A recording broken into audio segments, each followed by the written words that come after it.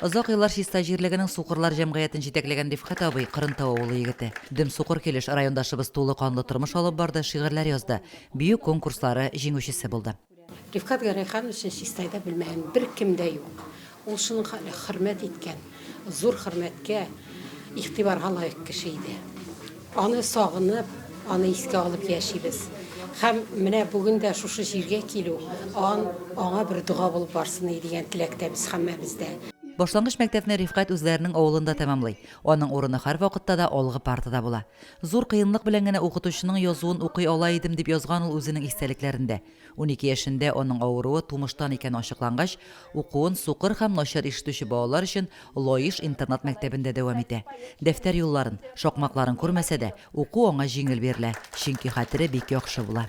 Аның нинди бөек кеше икәнлеген, нинди шәхес булганлыгын күрсәтү, аңлату теләге туды. Бүгін музейга тапшырачаклар безгә шушы Рифкат Гарайхановичның грамоталарын, шушы матур костюмнарын, киеп бигән матур костюмнарын һәм берничә китабын үзе чыгарган, аның шигырьләр китабы. Татарча да, русча да бик матур язган. Үз шигырьләреннән тыш Рифкат абый татар авторларының шигырьләрен русчага тәрҗемә иткән. Аның каләме аша Габдулла Тукай, Муса Җәлил, Разил Валиев кебек авторларның әсәрләре үткән. Рифкат абыйның кече сеңлесе булам инде. Без абыебыз белән гомере буена горурландык. Аны күзе күрми торган итеп күз алдына да китермәдек, чөнки ул күзләре күргән кешеләргә караганда да югары үрләргә менде. Biz аны хөрмәт итәбез, бик юксынабыз, сагынабыз.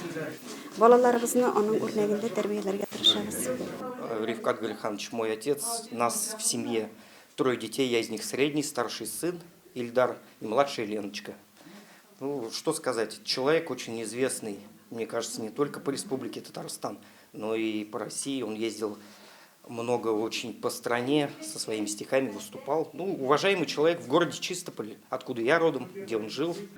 Рифкат абый сәламәтлек мөмкинлекләре шикле булса да, үз мисалында рухи мөмкинлекләрнең шиксез булуын дәлилләгән кеше. Күзләре күрмәсә дә, күңел күзләре күрүчеләрне шулай оптимистик рухта яши, алга бара, авырлыкларны җиңеп тормышны, кешеләрне яратып яши, яшәүдән тәм таба, үз сукмагын үзе сала. 2021 елның 21 октябрендә каты авыру аны мәңгелеккә арабыздан алып китте. Лилия Шәймиева, Динар Нурутдинов, Мөслим телевидениесе.